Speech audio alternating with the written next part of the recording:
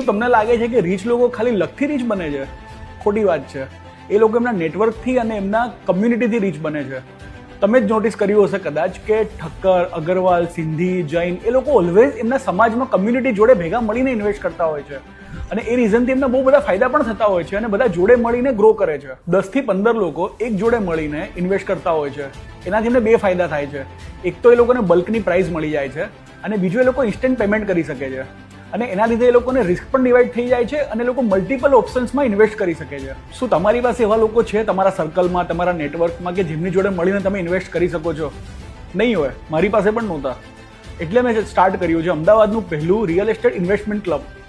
જેમ communities different લોકોને ભેગા કરીને ઇન્વેસ્ટમેન્ટ કરતી હતી, આપણે કમ્યુનિટી વગર સારા લોકો, સારા નેટવર્કને ભેગા કરીને આપણે ઇન્વેસ્ટમેન્ટ કરી રહ્યા છે. એકલા રહીશું ને તો ખાલી પ્રોપર્ટી બાય કરી શકીશું, પણ જોડે મળીને કરીશું ને તો બહુ બધી ઓપોર્ચ્યુનિટીઝ અનલોક કરી શકીશું.